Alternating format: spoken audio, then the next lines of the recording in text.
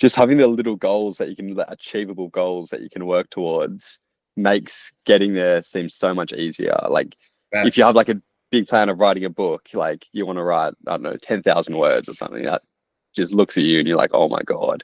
Then you break that down into like, all right, that's, I don't know, 1,000 a month. That is 250 words a week. That is 50 words a day. Like when you break it down to little achievable goals like that, it just makes the whole end process so achievable. I mean, so like doable, I guess. Hi, I'm Chloe. I'm a philosopher, a mentor, and former advisor to the British Prime Minister. Meet my co-host Kevin. He's a former US Coast Guard captain and now an esteemed business leader and family man. And together, we're going to help you find your courage. And how do you find your courage? You crush the dilemmas that life throws at you. So we're going to help you do just that. we are dealing with today the dilemma of getting older. And Sam, I don't know, I think you have asked this question at some point along the way, and you decided you wanted to talk about it for a minute. And so we have me, who's lived, I mean, I'm not old, but I'm older. Depends on who you ask. And we have Chloe, who's closer to your age. So this is going to be a fun conversation. So if you don't mind, just to start out, tell us a little bit about what this dilemma is. What does it mean to you? Why are you questioning this? What are your concerns? Just sort of set the stage for us so we can begin to get into it. I mean, it means a lot. Like, I think it's something, it's like a unique, I mean, not unique, I guess just a human experience we all go through. Like, we all age and it's constant. So it's something that definitely comes to the forefront of everyone's mind. And it really came to the front of my mind when the other day I was having a chat with my younger brother and we were talking about like he's about to have his 16th birthday, so very young. And he's like, it was a Friday night and I was at home with him, we're watching the sport, and he's like, Sam, like, what are you doing? Why aren't you out like partying? And I'm like, oh, I'm tired. He's like, yeah, but like you're 22, like this is the peak year of your life. And he said that, and he said 22 is the peak year of your life. And I was like, what is he thinking about? But then I sort of thought about like when I was his age at 16, and I probably would have thought and said the exact same thing. So it really got me thinking about like how we think about aging and how like as we age, like everything, your perspective changes on everything. So it got me, yeah, I was thinking all about that. And I was like, what do I think the peak age of my life is? And if I was thinking then, I'd probably say 28. And then my older brother's 28. So I asked him that question and he said 35. And I was just thinking about how when you get older and older, that whole age is going to change. Yes, it is. Yes, it is. Go ahead, Chloe. What are your initial thoughts so far? I think you've brought up one of the most important battled with questions that philosophers have grappled with for centuries, millennia, and still haven't figured it out completely, which is how much time do we have and how do we use our time? And I wanted to ask you a little bit more about, what it is about getting older and the aging process that, is it anxiety you feel? Is it curiosity? I'm really curious to learn more about your feelings about getting older. I think at the moment it's definitely curiosity of like what the future could hold. Especially at the moment with all like this AI and it's like developing so quickly. Who knows in like 5, 10 years from now what the world could look like? And I think it's accelerating at a pace that's so quickly, like that's so quick. And it's probably the slowest pace it'll ever be. It's just going to ramp up from here. So I'm very excited and curious to see what happens there, especially like in healthcare, like with AI robots, like doing surgery. I'm just like, how could that like prolong our life? So I'm very curious about that. And I don't know, I've never feared getting older or anything.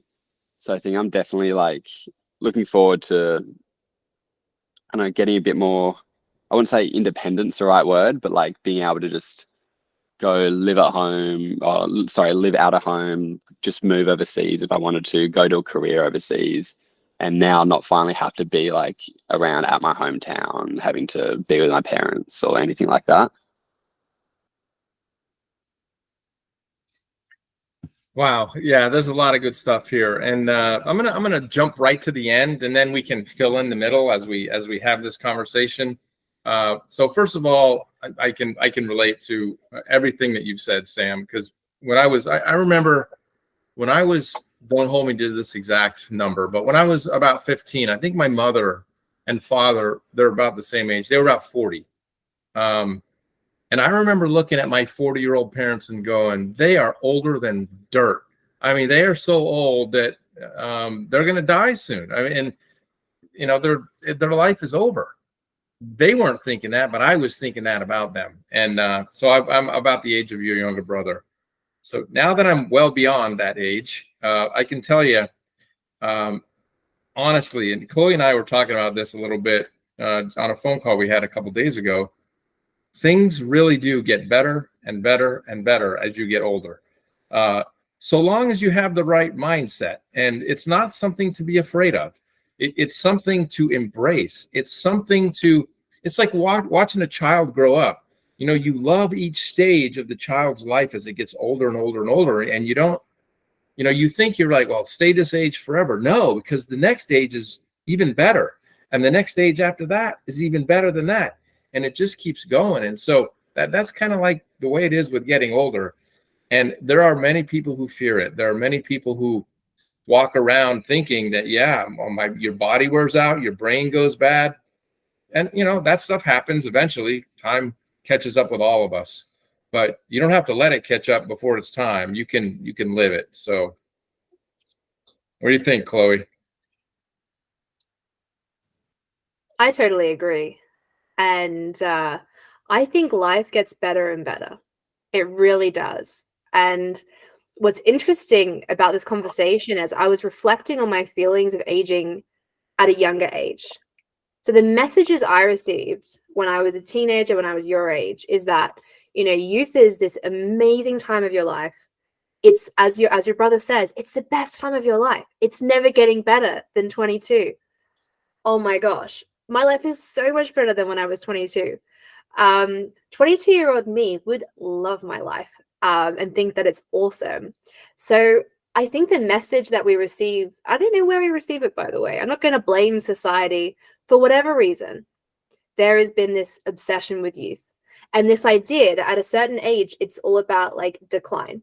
So you have your peak in your youth and then the rest of life is just like, well, it just gets worse. And it's a lie because I don't think it's a decline. I think it's an incline. It like exponentially, the human being you become, and it's not inevitable, as Kevin says, it is a decision. So it's inevitable that your body will change as you age. But growth isn't inevitable. Growth is a choice. And it's about the experiences that you're exposed to, either voluntarily or involuntarily. Gosh, I've had some character building times when I didn't like it. I didn't ask for it. I didn't want it. But wow, the growth. And the wisdom you get when you're older. And I'm not even 30 yet, so it feels a little bit odd to talk about wisdom when I feel like I'm just getting started. And I'm realizing through working with Kevin how much more life there is and how many more stages I'm going to need to go to as I age. But I think it gets better and better, and but also it's not uncomplicated. You do lose something as you get older. And I'm going to be vulnerable here. I'm going to be honest. I've got some gray hairs. I dye my hair. I've lost my natural hair color. It's like they're creeping up. And I got to keep it. And it's like, oh, that's a change. That's uncomfortable. So you lose some stuff, but what you gain is so much better than what you lose. And so I think there is a lot of fear in our society about getting older. There's a lot of like ageism as well. This sense of someone being irrelevant because they're older, when like historically, elders in our society were the most revered and respected. It does depend culturally on different, parts of the world and different societies. But in the West, do we really acknowledge the wisdom and what we can learn from our elders? Maybe not. And does that contribute to us fearing becoming older because we might be irrelevant? Maybe it does, but it just gets better. And I think I wish someone had told me that at your age, because I did have that fear that if I don't do everything in my early 20s, then that's it. That's like all of my life used up. And after 30, there's like a deadline and everything's got to be sorted. And I don't think that's true. I think life is so much more complicated than that, but it does get better. And it's not linear though. So you might zigzag, you know, and maybe Kevin can speak a little bit more to this as well. But in those like moments when you go down, when you get older and you face a challenge, you're so much more confident in your ability to overcome it. You know, when I was in my early 20s and I faced a challenge, some of those challenges, it was the first time I'd ever faced that. It was so overwhelming and I didn't have the confidence to deal with it. But now that I've been through that a few times, the next time I face that challenge, I know I'm coming out the other side. I know that I'm going to be okay. And that's the confidence that comes with experience. But I'm just getting started. And I want to throw back to Kevin to hear his response to some of these ideas. Thank you, Chloe. And Sam, when I'm done, I want to hear if any of this stuff is resonating with you. All right, I'm probably going to blow your mind here a little bit. I may not, but I might. I've said this to those who are close to me because I really believe it. So I'm 61 years old, and I believe the most productive and effective years of your life are between the ages of 60 and 90. That's what I truly believe that to the core of my being. So you ain't even getting started yet. Now, it's easy to say it gets better and it's nice and all that, and it's really true, but I don't want to sugarcoat it. And Chloe said some things that are important. It's not perfect. There are challenges. You are going to make mistakes. You are going to stumble and fall. You're going to make bad decisions. There's all kinds of stuff that's going to go on that leads to setbacks and that leads to suffering and that leads to difficulty and that leads to regret. All of these things are going to happen to you, but you got to get up and keep going. And when that happens, at this age that I am right now, I've never been happier. I've never been more settled. I've never been more accepting of myself as my own unique self, as well as accepting of others. Remember, you guys can think of this. When I was a kid, we would have these family gatherings. All the family would be together, and my grandparents would be sitting in a chair off to the side, and they were just kind of quiet, watching all the stuff. There were these family, arguments and conversations and people getting heated and all this stuff. And my grandparents were just sitting over there at peace and quiet and still and letting all the chaos happen. And I wondered, is it just because they're old, or is it just because they don't understand what's going on? No, it's because they've been there and they've done that, and they realize that a lot of this crap that people are yelling at each other about doesn't matter. It's all noise. And they now are at that point in their lives where they know that, and so that let them do their thing. Don't worry, they'll get through it. That's very cool when I think about it that way. So what do you think of all this so far? Well, so much to say. Starting on what Chloe said, I think everyone views their like young 20s as like the prime of their life. It's because when you're young, you always look like you're like 18. It's a big milestone in my life. Like in Australia, that's when you can drink, or in America, it's 21. And I guess it's the years you become fully like independent. Like you no longer like have your parents being like, all right, you got to get up, go to school today. And the first 10 years of your 20s, I guess, is one of the most like independent times you can be. You can get up, go travel overseas. You can just quit your job. You don't have a like partner relying on you. You don't have kids relying on you. And then you sort of get to and I'm just generalizing here, you get to your like mid 30s and you have kids, you have a partner, and you can't really just quit your job and say, all right, I'm going to go move to London tomorrow. There's a lot of thought that has to go into that. And so a lot of people view the 10, 15 years of like 18 to like 33 as like, this is my time where I can do whatever I want, and like whatever I could do. I could just spend tomorrow just training for a bloody Ironman if I wanted to. And as you get older, you sort of have those years, and like people call them like your prime years, which I don't know if I necessarily agree with. And you get older and you sort of want to go back there. So that's why there's all those trends being like, oh, drink this juice to feel 30 years younger. which I, for some reason, see everywhere. I don't know if they're targeted ads at me or not, um, but I guess even as you age, you sort of get that independence back. So I feel like there's no people like feel like they have to do all their travel and all that in their 20s, but I don't feel like there's much of a need for that. I mean, anymore, I guess, with modern technology and I could get on a flight to my grandparents, like just been on a world tour. They went on a little cruise all throughout the Mediterranean. Like there's no need to sort of feel like you have to rush to do all that sort of stuff. And that's the only time you can do it is in your early 20s. Yeah, it's just not true. I mean, the nice thing about doing it when you're older, your kids are grown and gone, so you don't have to worry about them. They're off living their lives. You got more money than you ever had in your life. You got more time than you ever had in your life. It's amazing. And so this whole new world opens up to you that allows you to explore much more about who you are and what you want to do and where you're headed. And so all of that stuff is coming your way, you know, short of some sort of unfortunate catastrophic thing, which happens to people, and that's part of life. But Yeah. all of this, and I remember because when I was in your age, I'm reminded of the Mark Twain quote: "I am an old man, and I have experienced many troubles, most of which never came true." You know, so we tell all these stories in our head about what things are going to be like, and most of them are not true. So I didn't get that Mark Twain quote perfect, but I got the sentiment right. So, Chloe, what do you think?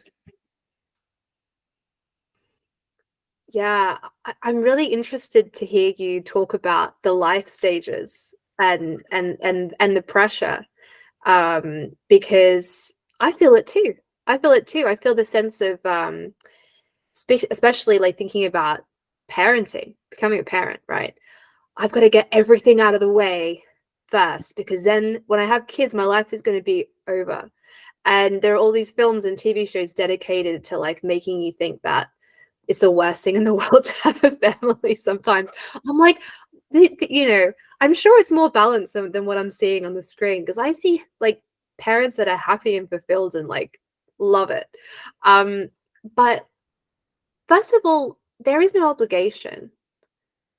There's no obligation for us to do these things. No, you're right. Right.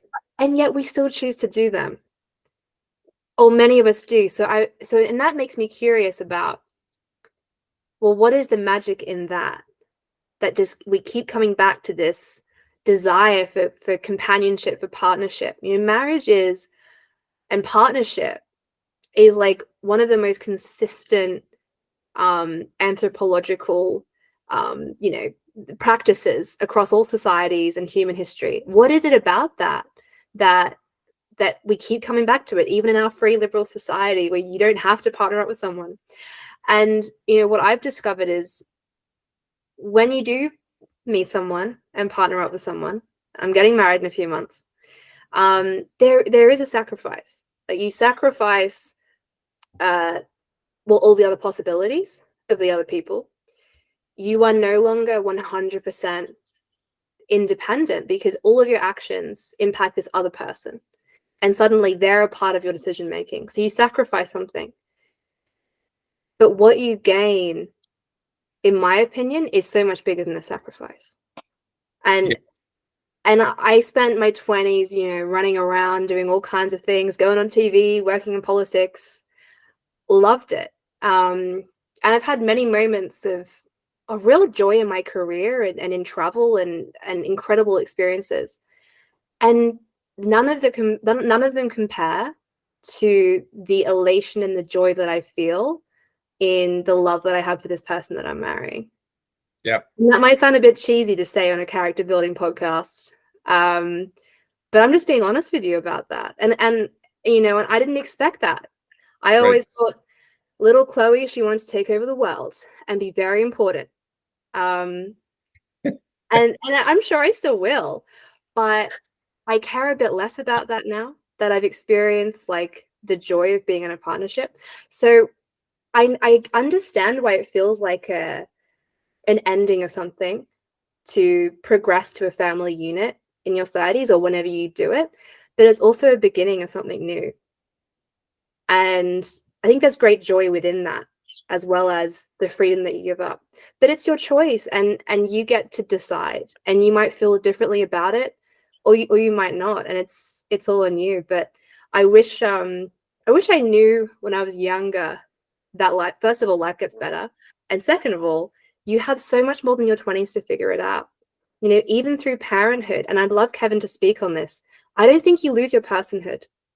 And I've had many people tell me they've actually grown into fuller, more rounded human beings because they've progressed to that stage. I'm not sure if this is what you want to talk about, by the way, Sam, but it's where we're going. it's I'm loving this. Just riff with it. Great. So Kevin, because I'm not a parent yet, so this is all like theory in my head, but I would love to hear your perspective on this, Kevin.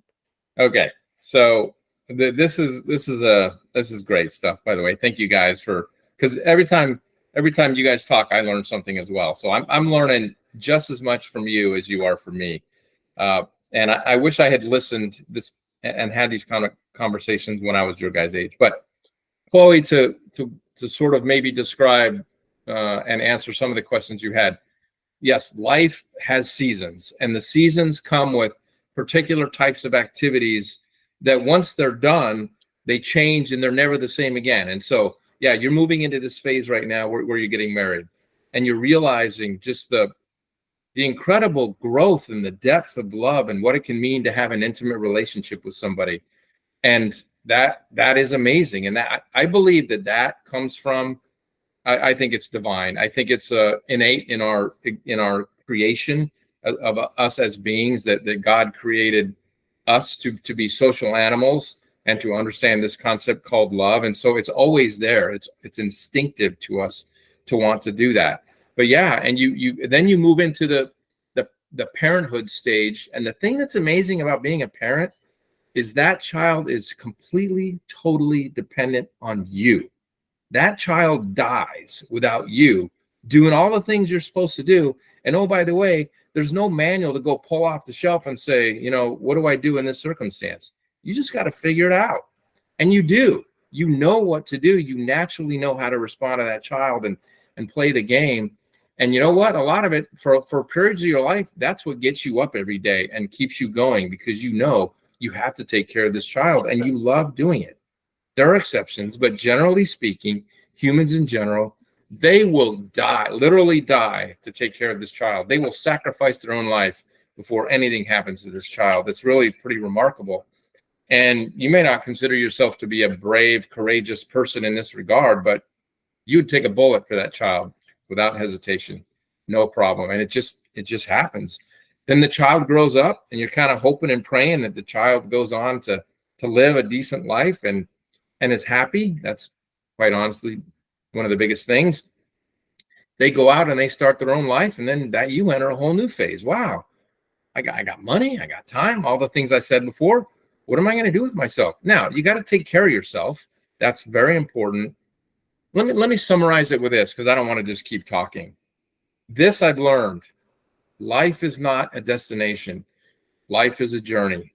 And it's like one big, winding, cool, amazing thing, one thing after another. It's a journey.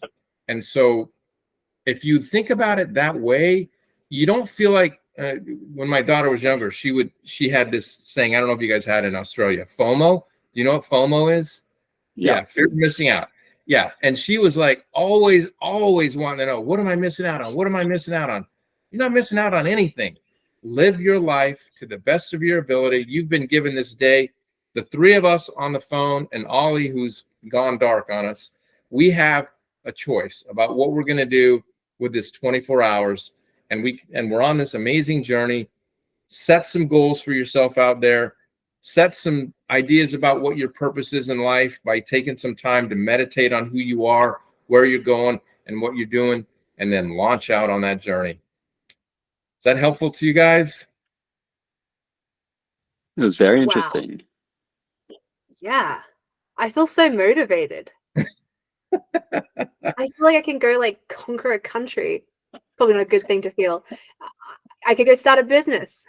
More productive use of energy. That was amazing. Sam, what do you think? Oh, there's so much to unpack from what both of you said. Just on what Kevin said, just because it's closest to my mind. That whole like journey of like you have your kids and then you can retire. But well, not retire, but like I guess finish and stop looking after them. They're not dependent on you anymore. My dad's retiring in about 10 days, and I'm hearing all his plans for retirement. He's going to go travel the US and play all the big golf courses. He's going to go to Europe and just chill in Portugal. And he's like, my older brother's 28, my younger brother's 16. So he's been through the past 28 years of having to get up, help a kid get to school, take him to school sport every Saturday. And so now he's finally almost released of all those duties as a parent, I guess I'll call them. And the first thing you want to do is like, I want to retire. He's like, I've got enough to be able to comfortably like live the next 20, 30 years or whatever it is. And I want to just spend my time doing my hobbies, doing what I love, playing golf, just sitting on the beach, going for a swim, going for bike rides. So he's almost like planned out his next like 20 years, and he calls it his 20 years of being able to do things, which I don't know if it's the right lens. Like, but he's almost planned it out to perfection. It's like, this is what I'm doing this year. I'm going to go play Pebble Beach, and then I'm going to play Spyglass, and then I'm going to go over to Portugal and just relax on the beach. And then I'm going to come back to Australia and watch these games. And he's like, he's done all the things that he hasn't been able to do, and he's planned them out to perfection so he can get them done. Yeah. Which I find really interesting. But I did ask him the other day if he has like any regrets. And I thought he like looked at me and was a bit shocked by that question. It was just, we talked about it at uni a couple of weeks earlier. And when I asked him that question, he was a bit shocked because I don't think he'd ever been asked it. And it caused him to like look back on his life and all like the tiny decisions. And I think, I don't know, he said something about the option between unis, something like that. And he's like, could have started a whole nother path. But I wanted to throw that back onto you, Kevin. I don't know if that's too invasive of a question, considering we only just met, but do you have any regrets that you think about from when you were younger? It's a great question. Yes, I absolutely do. And I think everybody does. I think anybody who says they don't have regrets isn't being honest with themselves. But let me take it to the next step. You deal with it and you figure out and you learn from it. Oh yeah, I've made many decisions about things that I go, ooh, wish I hadn't have done that. Or, if I'd done this, I'd be here, but instead I did that and I'm over here. You bet. That stuff happens all the time. But actually, if you're mentally healthy and wanting to grow and wanting to become a better person, you figure out how to deal with it and you don't let it bother you. I mean, it's always going to bother you in the moment. You do. In fact, I just wrote a blog post or something, within the last week talking about this very thing. I was offered a certain job. I didn't take that job. I took a different job instead. What would have been my life like had I chose this other path? And I didn't. I'm not going to spend a lot of time there in my head anymore because it's done. It's gone. Opportunity lost. And so, do I regret it? Like, oh, I ruined my life. No, not like that. But it's, do I wish I had made a different decision? You bet. That's going to happen a lot. And so, but you deal with it, you learn from it, you internalize the things that are going to help you go forward better, and then you just keep going. You continue the journey. So that's how you deal. I'm sure that's how your dad dealt with it as well. Yeah, for sure. I think just like, look, I made these decisions. There's no point harping on about them. And he's like happy. He's like, it hasn't like ended up in some horrible consequence or anything. He's like, I've lived a good life. I'm still here at 60. And so he's very, I think he's very content. I mean, not content, but like he doesn't live with regrets. Yeah. Which I there think, you go. I think fears, like a lot of people fear living with regrets. That's a good point. You regret in the moment, but you don't live with it. You don't carry it with you as this baggage that, weighs you down. You deal with it, you get over it, and you move on. Yeah. It's a very good way to say it. I'm glad you said it that way. Don't live with that regret. Don't carry it with you. Deal with it, and move on. Yeah, just let it go past you. Yep, absolutely. There you go. This is bringing to mind, I'm going to be a bit of a nerd here and insert a philosophy quote, which might be relevant to this part of the conversation. But I'm racking my brain. I think it was Albert Camus. I might be wrong. But it's this beautiful quote, which is, you learn your path by straying from it. And that really resonates with me because I think you learn more about yourself and you grow more through your mistakes than through your easy victories when things go well. And I think it's important what you said, Kevin, about the mindset. If you have a growth mindset, which is I'm constantly growing, I'm constantly learning, you will make a mistake and you will stray from your path and you'll have this sense, it's like a gut instinct, that wasn't right for me. And you learn that that isn't right for you through doing it, and you can regret it. But the productive use of that energy is to get back on the path and go, okay, I know who I'm not. I'm going to zero in on who I really am. And it's okay to have mistakes, to make mistakes. And I'm in the first third of my life still. But I have a ton of regrets, and it's interesting. The regrets that come to mind are really, the big one is times when I could have been kinder. Like times when I was tired or I was angry or I was so focused on the work that I let someone down by being unkind, or I let someone suffer and not help them.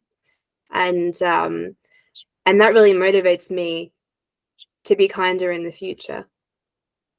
And if you'd asked me at a younger age, what do you think you're going to regret at 30? I wouldn't have expected that. But that's something that I believe very strongly in. And so, yeah, you make mistakes, but I think the worst mistakes are when you hurt others.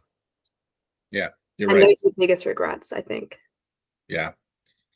Yeah. And the other thing about this whole thing, about regrets and dealing with them is when especially Sam, when you're your age, first of all, you think you know who you are. You think you know what you believe. You think you know where you're going. And you do right now in this moment. But your life is going to unfold in a very different way than you anticipated. You're going to look back on these years and you're going to go, things that were the biggest deal in the world to you, like the world is crashing down around me because I broke up with my girlfriend, or this politician got elected, or this friendship went sour, or whatever it is that you think is the biggest thing, the most destructive thing, the most horrible thing that you could possibly imagine happens. And then all of a sudden you wake up like a year later and you go, I'm okay. Everything's okay. The world rolls on. I'm rolling on. I can deal with this. And it's, you just find out with the passage of time that this stuff, I mean, I thought I had a high school, college girlfriend that I worshiped. I mean, this woman I was going to marry, we were going to have babies, we were going to live life happily ever after. I don't. Like 5 years into the relationship, man, I didn't know what to do. I thought my life is over. How am I going to go on from this relationship? And it hurt like hell, man. It hurt bad, but eventually you get over it and you go on, and life gets better. So there is recovery. I don't know if that's helpful, but there's more. Well, I remember, it would have been 2016. It would have been, we've got a sport called AFL, the Australian football. And my team, the Swans, were in the grand final in 2016. And we should have won. I'm not going to say the refs lost it for us, but they might have. And I thought that was the end of the world. And I was at my grandparents' place, and I ran, and my grandma's got like this little secret art room, which is like behind a bookshelf. So I like pushed the bookshelf open, slammed it shut, and just sat in there and cried for not days, hours. And I was like, this is the end of the world. And then the next day, even looking back on that, I was like, that is so silly that I just was so affected by that. But I guess it's like the little things at the time that can really affect you. And I was so gutted and so upset. And I've always thought about, and that's always been brought up in like conversations with them about how like strongly I reacted to that, and how like they thought I was dying with how bad my reaction was to us losing. And so it's interesting how like something that minute was such a big part of my life and such a like had such a dramatic effect, I guess. Yeah. Yeah. Yeah. It's really true. And then you find out later that it's not at all. That's why it's just important to get up and keep going and let the cards fall down and you deal with them and you just keep going. I don't know. I like your philosophies though, Chloe, very much. Thanks for bringing those to the podcast. Oh, you're welcome. I thought I need to like bring out my philosophy degree here, prove that it was worth those 3 years. What are you going to do with a philosophy degree?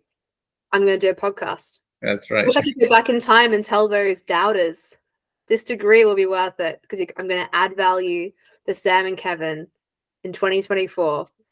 No, I'm learning so much from you, Kevin. I'm really enjoying this conversation. And also, Sam, I feel very energized actually hearing your perspective because there is this like sense that your generation, and we're kind of I'm about a year off from being Gen Z.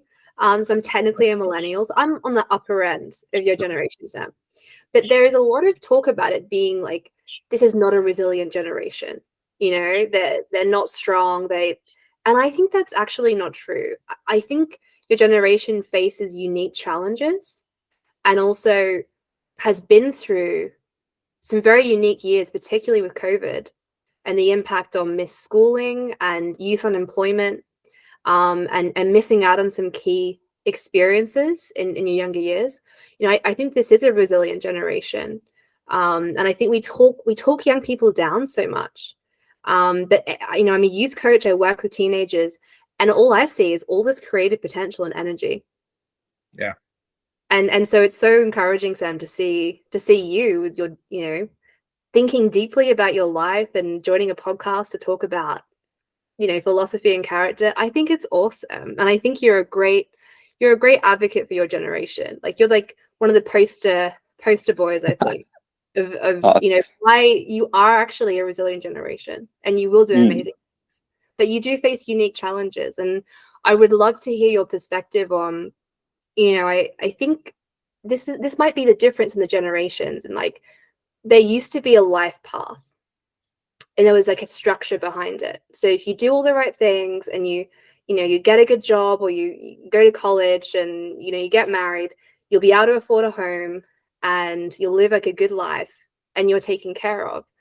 And I think what's changed now is home ownership is just a really distant dream for most people our age. There isn't as much financial security. A degree doesn't guarantee you a job. And actually, the workforce and the economy is changing so quickly. As you say, with AI and technology, like it's overwhelming to be a young person in this changing world. And I wonder if some of that might contribute to your thoughtfulness about getting older, because it's more complicated maybe than it used to be. I definitely feel like as I grew up like with social media, and I also grew up with I guess everyone would always tell you, you go to school, you go to university, you get a 9 to 5 job, and that's how you progress through life. And I feel like as social media grew and as like my generation grew with that, I think Instagram came out when I was like 12. So I didn't get it until I was like 15, 16. When you get on those, you can sort of see what more like the world has to offer. And so not everyone is sort of, I guess I wouldn't say trapped, but like forced upon the roles of like going to uni, doing a 9 to 5 job. Like you don't have to go through that pathway to be successful in life. And I think having the easy access to see that through social media has definitely changed a lot of people's mindsets around that. Like my younger brother, I tell stuff through stories. That's how I like get points across. Sorry if I keep telling stories, but he's probably not gonna finish school or do too well in school, and he doesn't care. He's like, there's so many more options for me. I'm gonna go move to this remote tiny town in Western Australia, make surfboards, work in a coffee shop, go out surfing every day, and that's sort of the life he wants. And I was like, oh, like how'd you know you could do this? How'd you could find out about this? And he's like, oh, some guy from like TikTok was doing something similar in the US. And I just found that amazing, like without this sort of instant reach that he could just get from his phone and see this guy's life and what he's doing. He wouldn't have known that that was even an option. And otherwise, he probably would have gone through, done a trade, which is completely fair. Like he might still do that, but he wouldn't have had like the option of just going to some tiny, tiny remote town in WA, surfing, making surfboards as a career and as a life. So I think he's like really locked into doing that now. And I mean, I guess I don't know where I was leading with that, but I do think this generation is we've, like you said, covered a lot of different challenges, and COVID was a big one. Like, no one had really faced that before, and a lot of people had that during their schooling years, during their university years, and I think during that we got our lust for human connection back. I think we lost it for a bit, and especially in Sydney and in Australia, we had some pretty like intense lockdown laws.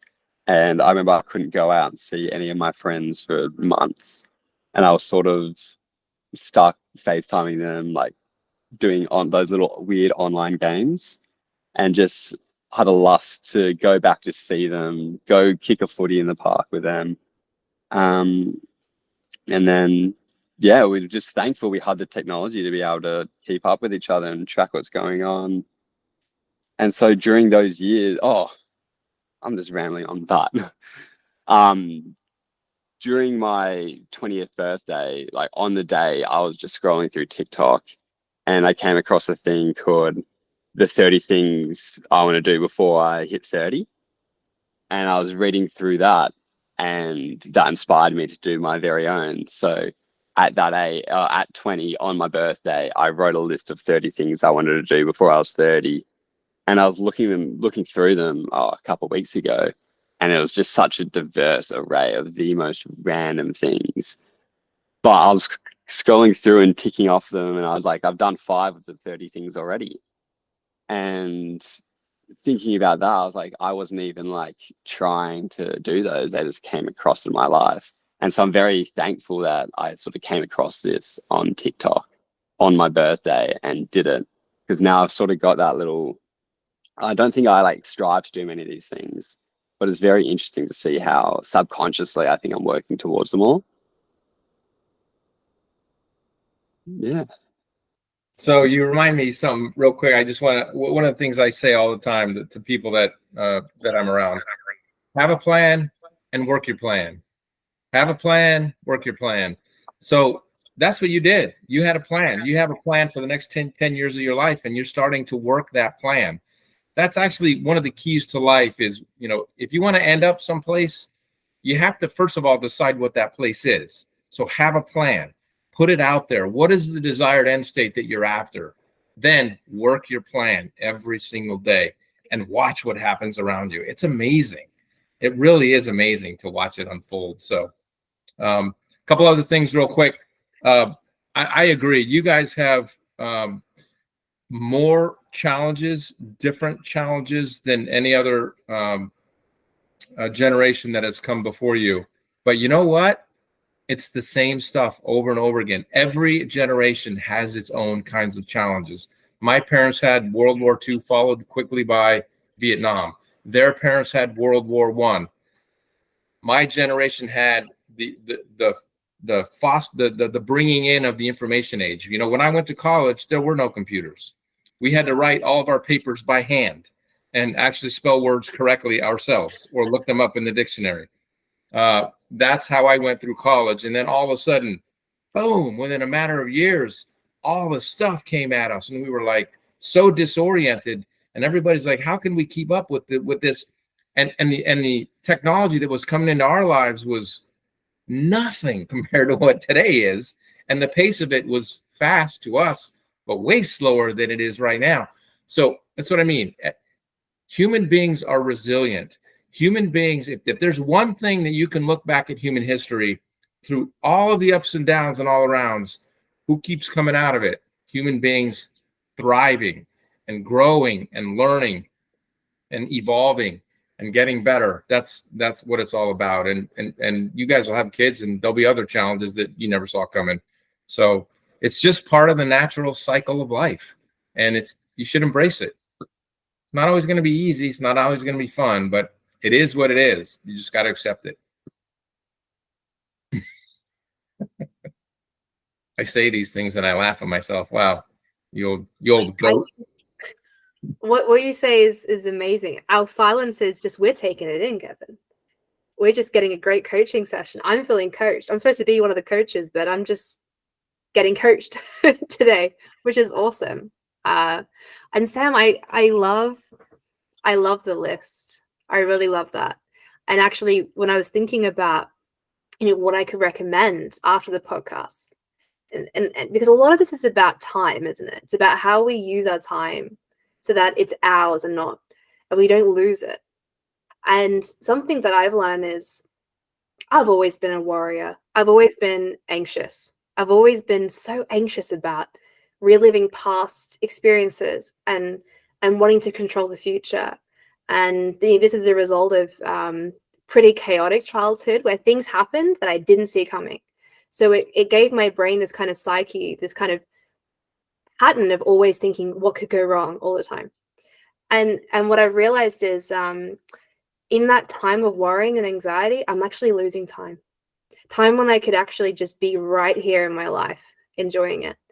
And I've learned that the only way to really slow time down is through gratitude. And so it's super interesting. Gratitude and anxiety can't coexist. When we're in the present moment and we're loving it and we're grateful for the moment and what's happening in our lives, the anxiety can't coexist with that. It's this incredible power that I never knew I had. But when I'm grateful, I'm in the present moment. Like when my fiance is cooking a great dinner and it smells good, and I'm like, wow, like I get to live with my best friend and like talk to him every day. This is amazing. I get to live in my life. And, time does pass. And we're not going to be here forever. And I'm not going to be with him forever. But I have these moments. And so if I'm grateful, I can kind of hold on to them. And then the other cool thing about gratitude is you can live them later again. And this comes back to the lists. One of the most powerful lists you'll write in your life is actually a list of things you're grateful for. Because when we take note of what we're grateful for in our lives, we get to like live a second time. We get to have that memory in that moment again. And I think I'm part of the social media generation. We're always trying to like take photos and videos of things because we don't want to lose the moment. Like I'm at a rock concert and I'm like, I've got to like video this song, and because I want to watch it later. And I think we can take these kind of like mental pictures through gratitude. So I would really recommend to you to start a gratitude journal of some kind. I actually use my phone and just my notes app. And if you have an alarm, it jogs your memory to get in the habit.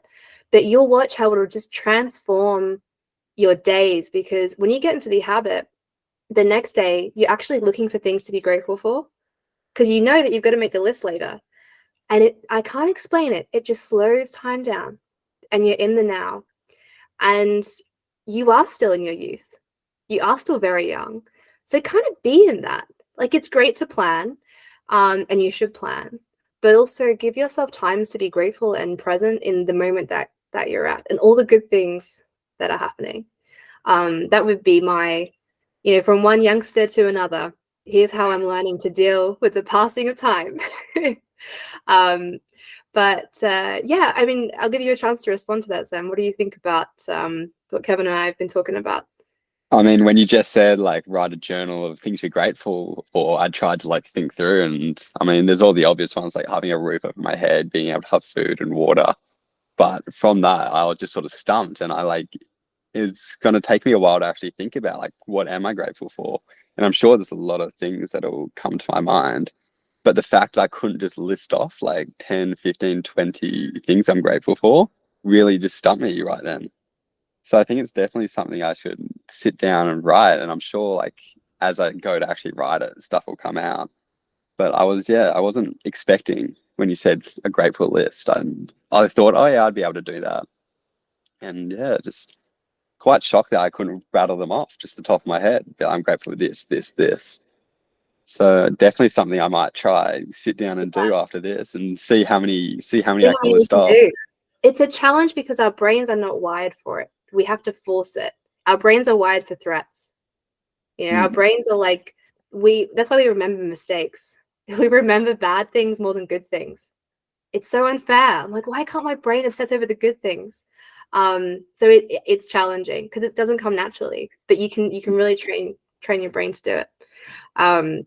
But on the planning side of things, I'm really excited because I want to hype up something new, which is very exciting, which is a new product that Kevin is coming out with, that I'll let him talk about. But Kevin, tell Sam how he can game plan his life. So yeah, I have this thing, or actually I say we, but the original design came from years of this whole idea of who am I, where am I going, how am I spending my time, and ultimately it evolved into what I call the game plan. And the game plan is nothing more than, very simply put, make a plan and work your plan. And so it starts out with, what do I want people to be talking about me like at my eulogy? You know, when I die, and this takes some head work. This takes some, wow, what is it? What do I really want to be known for? Do I want to be known for being a successful business person? Do I want to be known for having a really amazing relationship with my partner? Do I want to be known for being a good dad? What is it? And you when you take the time to do that and you put it out there into the universe, you got to write it down. If you don't write it down, it just flies away. And so once you get that, then you start working backwards. Okay, I have this desired end state for my life. Well, all right, where do I want to be in 10 years? You know part of it already because you have a 10-year plan. You have, by the time I'm 30, I want to do these things. But be a little more thoughtful about it. Be like, okay, realistically speaking, what do I want to do in 10 years? And then what I want to, then you start thinking, then you start working back from there. How about at 8 years? How about at 6 years? How about at 4 years? And so on. And I work all that back to, what do I want to accomplish in the next 90 days? And all of these things are aligned. So, and you don't have to be all stressed out about it. And this is all this big, thing that has to be hard all the time. But I'm telling you, if you take the time to write this stuff down, and then you start, just by writing it down, your subconscious starts to work on it. You don't even know it's happening. And your filters change. Your filters are all aligned this way. You put this stuff down in writing, you start living the next day, and all of a sudden you find out your filters are aligned this way.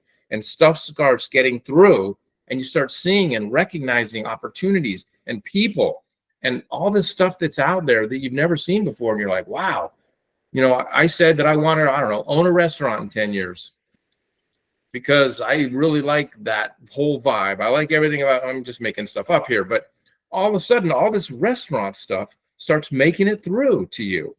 And it's amazing how it happens. And so if you take that and you put it down in writing and you work it back, and actually we have it now. I just put it out in a LinkedIn and a LinkedIn post where there's a template that you can use. So this is not, you can actually be led through this. There's instructions that are on it, and it's something that I would love if you would actually give it a shot just to see what you think.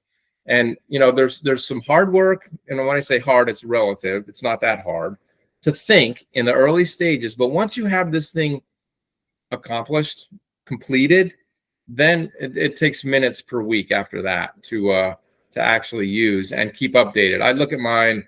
I look at it every day, but I look at it on Sundays, my day, to update it for the following week. And so I kind of take my life in week chunks and where am I going? What am I doing? And I'm asking myself constantly, what do I want to do with my life? And if you don't do that, all of a sudden you wake up one day and go, where did the last 5 years of my life go? Boy, I've been drifting. And that's, you can do that, but you can accomplish a lot more if you don't. Very interesting. And can I just access this through your LinkedIn? Yes. Perfect. I'll definitely have a look at it after this.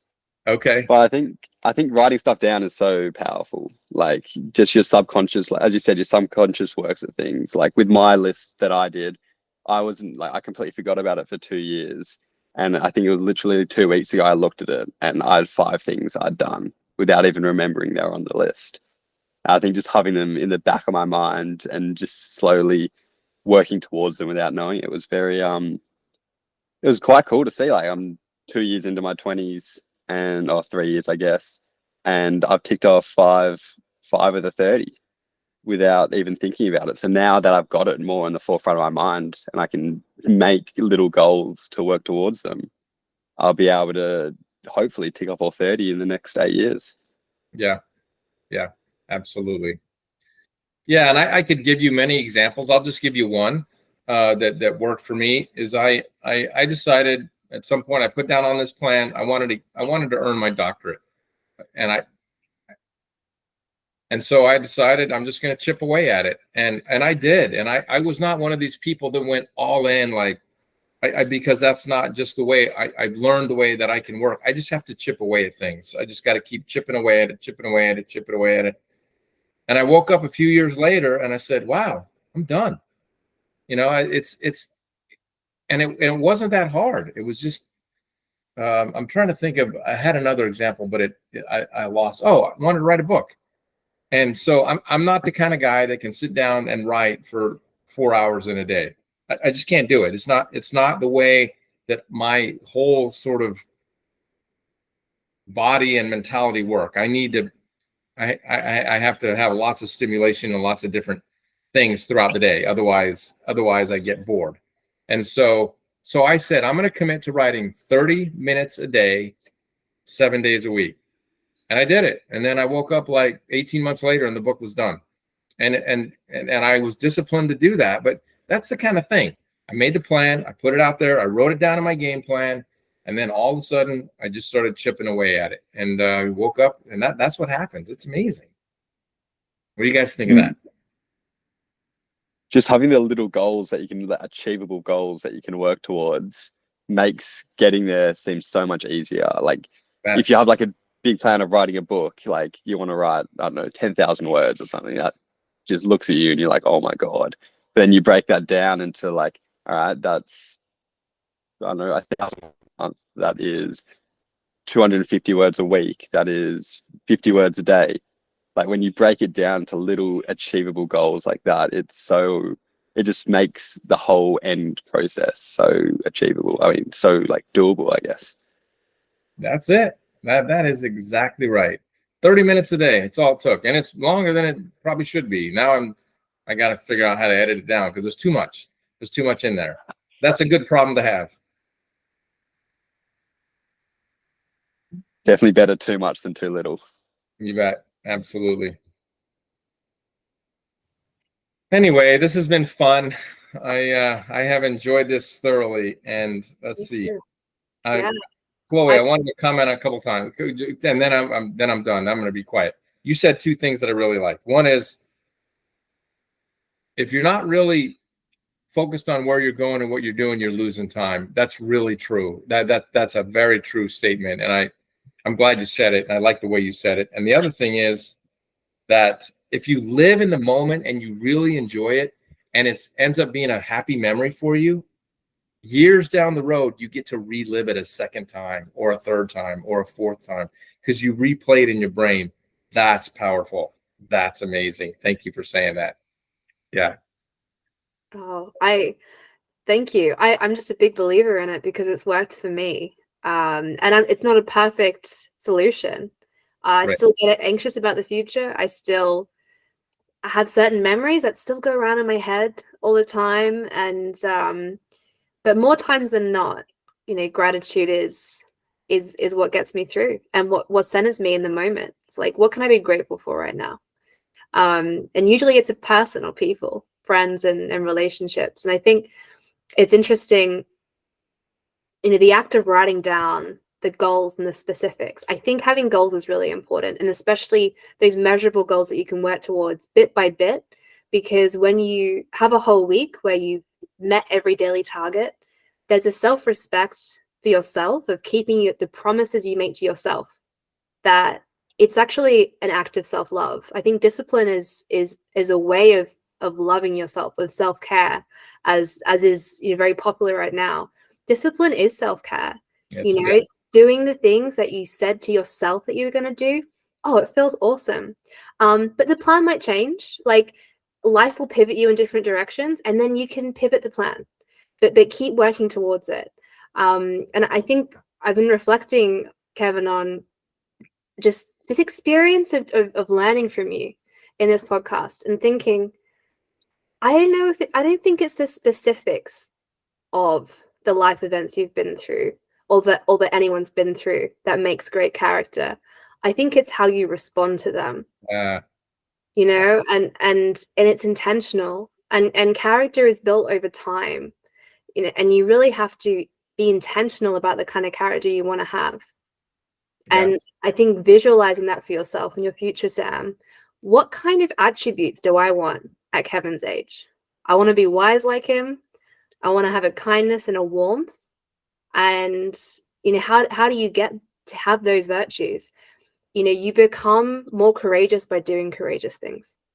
You become a kind person just initially by intentionally doing kind acts. And little by little, piece by piece, if you're disciplined with trying to practice these virtues, over time, you actually become it. And Aristotle says, I'm sorry, I keep quoting all these philosophers, but they just come into my head. They're so much smarter than me, and they're going to say it better than me, which is excellence is not one single act, but a habit. And so if you get in the habit of being disciplined and doing these things, you'll meet yourself when you're older, and you'll like yourself. And I think that's the most important thing. I don't know exactly what experiences I'm going to have as I age, but when I meet 80-year-old Chloe, I think she's going to be pretty cool. That's my hope, is that she's wise, she's kind. And I just think, wow, like, the most soulful people I've ever met have been in their older age. And it happens over time. I think humans get better. We become more. And so instead of fearing the change and the different stages of life, I think enjoy the stage that you're in. But for the next stage, you have nothing to fear, because you'll emerge better. You'll emerge as someone who's wiser and stronger and kinder and a more fully expressed human being. And we lose our youth. We can't all be Peter Pan. We have to grow up, and we lose that. But what we gain is our character. Well said. Well said, Chloe. That's a very impactful way to finish. Yeah, it is.